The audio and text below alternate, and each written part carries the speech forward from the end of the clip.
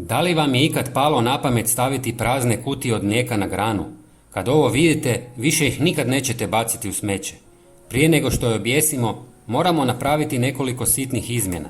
Za početak, uzmite praznu kutiju i dobro je isperite. Neka bude potpuno čista iznutra i izvana. Ja sam to već uradio. Zatim uzmite komad aluminijske folije i omotajte ga oko kutije. Ne morate je potpuno zategnuti. Slobodno ostavite nekoliko nabora i nepravilnih rubova jer to nije toliko bitno. Dok ovo radim, napišite mi u komentarima odakle me gledate. Sada moramo napraviti ulaz. To možemo napraviti na dva načina. Prvi je da samo probušimo rupu kroz čep, ali mi ćemo to napraviti efikasnije. Napravit ću mali tuljak od aluminijske folije, tako da je gore ulaz širok, a dole uzak. Evo ovako bi to trebalo izgledati.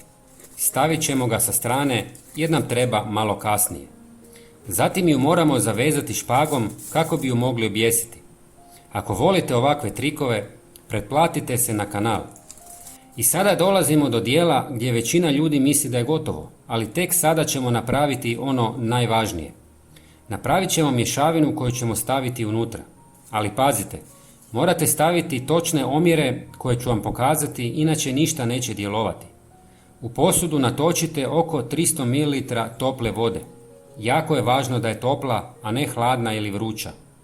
Zatim dodajte 2 žlice smeđeg šećera. Na ovom koraku mnogi pogriješe i stave bijeli šećer, a on djeluje drugačije. Objasnit ću vam zašto za minutu. Kada se šećer rastopio, dodajte 1 žlicu suhog kvasca i malo promiješajte. Nemojte pretjerivati sa kvascem jer će prebrzo fermentirati i izgubiti svoja svojstva. Treći sastojak je ključan i bez njega ovo neće raditi kako treba. Dodajte samo par kapi deterdženta za suđe. Lagano promiješajte da se ne zapijeni. Sve ulijte u kutiju od mlijeka i stavite tuljak od folije koji smo napravili da zatvorite ulaz. Zatim zavežite za stablo. Sigurno ste već shvatili čemu ovo služi. Ovo zapravo ima nekoliko različitih namjena. Tekućina unutra privlači komarce, voćne mušice i druge sitne leteće insekte. Kroz tuljak na vrhu lako će ući jer je otvor dovoljno širok, ali se prema dnu sužava pa nakon ulaska gotovo nikako neće moći pronaći put van.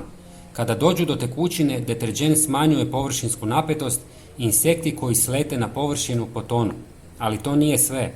Aluminijska folija hvata sunčevu svjetlost i stvara bljeskove koji mogu odbijati golubove i druge ptice od vaših biljaka.